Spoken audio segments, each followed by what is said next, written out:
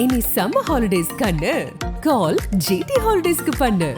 GT holidays, south India's #1 travel brand.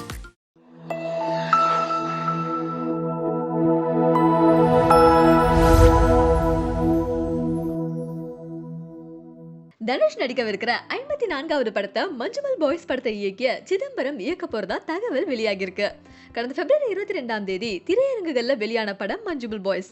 Chidambaram இயக்கிய இந்த படத்துல சௌபின் ஷாஹிர், ஸ்ரீநாத் பாஷி, பாலு வர்கீஸ் உள்ளிட்ட பலர் நடிக்க சுஷின் ஷியாம் இசையமைத்திருந்தாரு. 5 கோடி ரூபாய் பட்ஜெட்ல உருவானதா சொல்லப்படுற இந்த படம் 100 கோடி ரூபாய் வசூல கடந்திருக்கு. இதுக்கு தமிழ் ரசிகர்கள் கொடுத்த வரவேற்பும் முக்கிய காரணமா சொல்லப்படுது. அந்த வகையில இப்ப ரீசெண்டா மஞ்சுமல் பாய்ஸ் படம் பத்தி தான் ஒட்டுமொத்த சினிமா ரசிகர்களும் பேசிக்கொண்டிருக்காங்க. கொடைக்கானலுக்கு சுற்றுலா வர நண்பர்கள்ல ஒருவர் குணா குகைக்குள்ள விழுந்துட அவரை காப்பாத்த அவர்களே எடுக்கிற முயற்சிகள் தான் இந்த படத்தோட கதை. தமிழ்நாட்டுல நடக்கிற கதை என்பதால இங்கேயுமே இந்த படத்துக்கு நல்ல வசூல் குவிந்திருக்கு. அதனால இந்த படத்தை இயக்கிய இயக்குனர் சிதம்பரத்துக்கு அடுத்து தமிழ்ல படம் இயக்க வாய்ப்புகளும் வந்து கொண்டிருக்கான். இந்த சூழல்ல மஞ்சுமல் பாய்ஸ் படக்குழுவினர் கமல்ஹாசனை நேர்ல சந்தித்து வாழ்த்தையும் பாராட்டையும் பெற்றிருக்காங்க.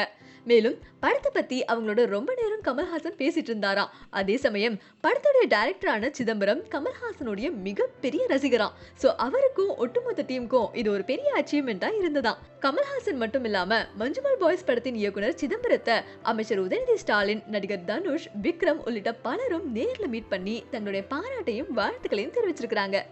இந்த படத்தின் மூலமா சிதம்பரத்துக்கு தமிழ்நாட்டுல நல்ல அடையாளம் கிடைச்சிருக்குன்னே சொல்லலாம். இந்த நிலையில தனுஷ் நடிக்கவிருக்கிற 54வது படத்தை சிதம்பரம் இயக்க இருக்கிறதா தகவல் வெளியாகி இருக்கு. தனுஷ் சிதம்பரம் மீட் பண்ணும்போது இத பத்தி அவங்க பேசியதாகவும் சீக்கிரமா இத பத்தி அபிஷியல் அனௌன்ஸ்மெண்ட் வெளிவரலாம் அப்படின்னு சொல்லப்படுது. அதனால ரசிகர்கள் எல்லாரும் ஆர்வமா காத்துட்டு இருக்காங்க. இப்போ தனுஷ் தான் இயக்கி நடித்து வர ராயன் படத்துல கவனம் செலுத்தி வராரு. இன்னொரு பக்கம் தெலுங்கு இயக்குனர் சேகர் கமுலாவின் படத்திலையும் நடித்து வராரு. இந்த படங்களுக்கு பிறகு இந்தியில ஆனந்த் எல்ராய் இயக்குற தேரே இஷ்குமே என்ற படத்திலையும் நடிக்கவிருக்காரு. இதன் மூலமா ஆனந்த் எல்ராயோட 3வது முறையா தனுஷ் கை கோர்க்கிறாரு. குணா எடுக்கும்போது பெரிய எக்யூப்மெண்ட்ஸ் கிடையாது. அதே 2C கேமரா தான், பழைய கேமரா. புதுசாக எக்யூப்மெண்ட் பார்த்தீங்கன்னா அந்த ஸ்டெடி கேம் வந்துச்சு அந்த புதுசில். அப்புறம் ஒரு அக்கிலா கிரேன், ஒரு சின்ன கிரேன், அது ரெண்டும் வச்சு தான் அந்த படம் பூரா எடுத்தோம். கிட்டத்தட்ட ஒரு 6-7 கிலோமீட்டர் உள்ளே போகணும் காட்டுக்குள்ளே. அதுக்கப்புறம் தான் இந்த லொக்கேஷன் வரும். இந்த சர்ச் லொக்கேஷன் அப்படி தான். ஏன்னா ரொம்ப பெரிய கேவ் அது. அந்த ரோப்பு கட்டி இறங்கி, ரோப்பு கட்டி எக்யூப்மெண்ட்ஸில் இறக்கி ரொம்ப பெரிய ப்ராசஸ் அது. அதாவது அந்த கேவ் வந்து 3 ஸ்டேஜில் இருக்குது. 20 ஸ்டேஜ், 20 ஸ்டேஜ், 20 ஸ்டேஜ். என்ன ஒரு இதுன்னா கேவுக்குள்ள இறங்கி கொஞ்சம் ஷூட் பண்ணுறதுக்குள்ள பேட்டரி டவுன் ஆகிடும். இப்பவே ரெஸ்ட்ரிக்டட் ஏரியான்னு சொல்லிட்டு வச்சிருக்காங்க. நாங்கள் முதல்ல போகும்போது பைசனை பார்த்து அங்கே தூரத்தில் நிற்கவேன். பைசனுக்கு பார்த்து நாங்கள் இந்த சர்ச் லொக்கேஷன் ஷூட் பண்ணும்போது பார்த்தா அங்கே மந்தையாக நிற்கணும். பி கேர்ஃபுல், எல்லாம் இது பண்ணுங்க அப்படின்ற மாதிரி இருந்து தான் போய் பண்ணுவோம். நாங்கள் சர்ச்சு போட்டு ஷூட்டிங் ஆரம்பிச்சு பிறகு ஒரு நாள் போகிறோம். அந்த கழுவுற பாத்திரங்கள்லாம் கழுவுறாங்க அந்த லேடி. ஏய் போ அந்த பக்கம், அதை பார்த்தா ஒரு பைக் தானே பா. மீடியா தான் நிறைய வந்துக்கிட்டே இருக்கிறாங்க. இன்டர்வியூ எனக்கு ஒன்றும் புரியல. என்னையே ஏதோ ஒரு படத்துக்கு போய் என்னையே இன்டர்வியூ கேட்குறீங்க அந்த ஒரு பாட்டுக்காக. கமல் சார் இன்னும் நீங்க சொன்ன மாதிரி புதுசா தேடிக்கிட்டே தான் இருக்காரு. இன்னும் இந்த தேடல் நிக்கிற மாதிரி தெரியல. அடுத்து பண்ணா இன்னும் கொஞ்சம் புதுசா பண்ணும்.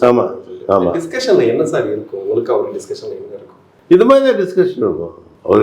ஒரு சப்ஜெக்ட் வந்து அந்த சப்ஜெக்ட் வந்து ஒவ்வொரு சீனாக பேசுவோம். அதில் என்ன வித்தியாசம் பண்ண முடியும்னு யோசிப்போம். ஏன்னா எடுக்கிற கதையை ஒரு டிஃப்ரெண்ட் கேரக்டர் கதை தானே. ஸோ அந்த கேரக்டர் என்ன மாதிரி பண்ணலாம், அது எந்த மாதிரி ரியாக்ட் பண்ணும், என்ன மாதிரி பேசும், அதோட மூமெண்ட் என்ன மாதிரி இருக்கும், இதெல்லாம் தான் பேசுவோம். இது உங்ககிட்ட கேட்டால் கரெக்டாக இருக்குன்னு நினைக்கிறேன். இப்போ ரீசெண்டாக ஒரு விமர்சனமாக வச்சாங்க தமிழ் சினிமாவில், இந்தியன் சினிமாவில் கூட பார்த்தீங்கன்னா கத்தி, துப்பாக்கி, ரத்தம் இது இல்லாமல் படமே கிடையாது இப்போல்லாம். ஏன்னா நீங்கள் பழைய படங்கள்லாம் பார்த்தீங்கன்னா அதெல்லாம் இல்லாமல் மனசத்தோடும் மனசை பதட்ட வைக்கும். இப்போ ஏன் அந்த மாதிரி படங்கள் வரல? அது வந்து காலம் தாண்டி கொண்டாடப்படக்கூடிய படங்களே வரலையேன்னு சொல்கிறாங்க. உங்கள் கருத்து என்ன சார்? இல்லை, படங்கள் வரும். ஏன்னா இப்போ வந்து அந்த பீரியட் அப்படி இருந்து இந்த பீரியட் இப்படி இருந்து நம்ம கம்பேர் பண்ண முடியாது. காலத்துக்கு ஏற்ற மாதிரி மாறிக்கிட்டே போகுது, புரியுதுங்களா? ஏன்னா இந்த கத்தி, துப்பாக்கி, இந்த கல்ச்சர்லாம் இப்போ ஓடிடிங்கிறது நம்ம வீட்டுக்கு வந்துருச்சு. அதில் 1000 படம் பார்க்கலாம். அதில் நிறைய படம் தான் இருக்குது. ஃபாரின் படம் எடுத்தீங்கன்னா கத்தி, துப்பாக்கி, பேய் படம், அந்த படம், இந்த படம் நிறைய வருது இல்லையா? அதை பார்த்தா அந்த மாதிரி படம் தான் இவங்க ஆசைப்படுவான். ஆமாம். ஜனங்களுக்கும் வந்து அது மாதிரி தான் கொடுக்கணும்னு நினைப்பாங்க. ஆக்சுவலாக ஜனம் யாரும் அது மாதிரி கேட்கல. புரியுதுங்களா?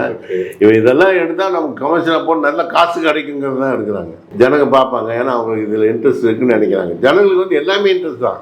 அவங்களுக்கு படம் நல்ல படம் பார்க்கணும், என்டர்டெயின்மெண்ட், அவ்வளோதான். நீங்கள் எது கொடுத்தாலும் அவங்க பார்ப்பாங்க. நம்ம என்ன கொடுக்கணுங்கிறத பொறுத்து தான் இருக்குது. ஃபைனலி ராஜா சார் பற்றி சார், ஏன்னா இந்த பாட்டு கடைசியாக ஒரு தூக்கி மேலே வரும்போது இந்த பாட்டை போடுறாங்க, எல்லாம் வைப் ஆகுறாங்க. இன்னைக்கு பார்த்தா இன்ஸ்டாகிராம், ஃபேஸ்புக்கில் பாட்டு திரும்ப இருக்காங்க. இது போக அந்த படம் பார்த்தாலுமே ஒவ்வொரு இடத்துலையும் பிஜிஎம். அவர் கமல் சார் போயிட்டு அனிமல்ஸ்ட்ட பேசும்போது அதெல்லாம் எப்படி சார் அவர் கொடுக்குற இன்புட்டா நீங்கள் கொடுத்த இன்புட்? இல்லை, அவர் தான். மியூசிக்கை பொறுத்த வரைக்கும் நம்ம எந்த இன்புட்டும் கொடுக்க தேவையில்லை, கொடுக்கவும் முடியாது. ஏன்னா அவரோட நாலேஜ் அந்த மாதிரி. அவர் படம் பார்ப்பார், அவ்வளோதான். ஒரு தடவை படம் பார்ப்பார் நம்ம கூட சேர்ந்து. அந்த படம் பார்க்கும்போதே சில அவருக்கு வந்த டவுட்டு ஏதாவது இருந்தால் அதை கிளியர் பண்ணிடணும் சொல்லுவார். அது என்ன அப்படின்னு அதுக்காக சொல்லிட்டா அதை இப்படி மாற்றிக்கோ, கொஞ்சம் அப்படி மாற்ற முடியுமா தான் கேட்பார். அது என்ன ஐடியா கேட்கறான்னு தெரியாது, நமக்கு தெரியாது. பண்ணிக்கலாம் அப்படின்னா அப்படி பண்ணிவிடு அப்படின்பாரு. அதுக்கப்புறம் வந்து காலையில் 7 மணிக்கு வந்து படம் பார்ப்பார். மறுபடியும் என்னைக்கு இருக்கோ அன்னைக்கு 7 மணி படம் பார்த்து படத்தை போடுச்சுருவோம். போட்டுட்டு பார்க்கும்போது எங்கள் நோட்டு முன்னாடி இருக்கும். அதில் இப்படி எழுதிக்கிட்டே வருவார். அங்கே பார்த்துட்டு இங்கே எழுதிட்டுருவார். என்ன எழுதுதான் நமக்கு தெரியாது. படம் முடிஞ்சு கட் பண்ணோன்னா இந்த எழுதிய நோட்ஸ் வச்சுக்கிட்டு ஒவ்வொரு இன்ஸ்ட்ருமெண்ட்டுக்கும் ஒவ்வொரு தனித்தனி இன்ஸ்ட்ருமெண்ட்டுக்கும் அவர் நோட்டேஷன் கொடுப்பார். ஃப்ளூட்டுக்கு என்னென்ன நோட் எழுதணும், வயலினுக்கு என்ன, அதுக்கு என்ன, எல்லாம் எத்தனை இன்ஸ்ட்ருமெண்ட் இருக்கும் அத்தனை இன்ஸ்ட்ருமெண்ட்டுக்கு தனித்தனி நோட்டேஷன் கொடுப்பார். அதை கொடுத்துட்டு அவங்க அசிஸ்டண்ட்டை கூப்பிட்டு கொடுத்துருங்கன்ட்டு போயிடுவார். போனால் அங்கே யாராவது வெயிட்டிங்கில் இருப்பாங்க. அடுத்த ரீரெக்கார்டிங்கோ இல்லை கம்போஸிங்கோ அவங்களும் உட்காந்து கம்போஸ் பண்ண ஆரம்பிச்சிடுவார். அடுத்த படத்துக்கு சாங்க அதை கம்போஸ் பண்ணிவிட்டு அப்படியே பிரேக்ஃபாஸ்ட் முடிச்சுட்டு ஒரு 9 மணிக்குள்ளே வருவார். 9 மணிக்குள்ளே வந்தவொடனே ஒவ்வொரு இன்ஸ்ட்ருமெண்ட்டாக வாசிக்க சொல்லுவார் அந்த நோட்ஸை. அவங்க ரெடியாக இருப்பாங்க, அதுக்குள்ள ப்ராக்டிஸ் பண்ணி ரெடியாக இருப்பாங்க. ஒவ்வொருத்தராக வாசிப்பாங்க. அதில் கரெக்ஷன் இருந்தால் சொல்லுவார். சொல்லிட்டு அப்புறம் கன்சோல் ரூம் போயிட்டு மொத்தம் வாசிக்க சொல்லுவார். ஒருத்தரை வாசிக்க சொல்லுவார். அங்கேயும் வாசிக்கும் போது அதை எப்படி சவுண்ட் கேட்குதுன்னு பார்த்து அதுக்கேற்ற மாதிரி மாற்றுவார்.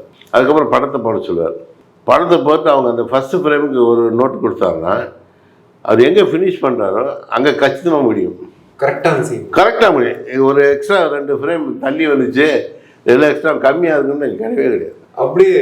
அப்படியே பச்சுன்னு ஒட்டிங்க. அவ்வளோ எப்படி அது? அதெல்லாம் மேஜிக் அவர் தான். அதான் சொல்ல ஒரு எக்ஸ்ட்ரா பீட்டு கூட மியூசிக் இருக்காது, இல்லை ஒரு கம்மியான மியூசிக் இருக்காது.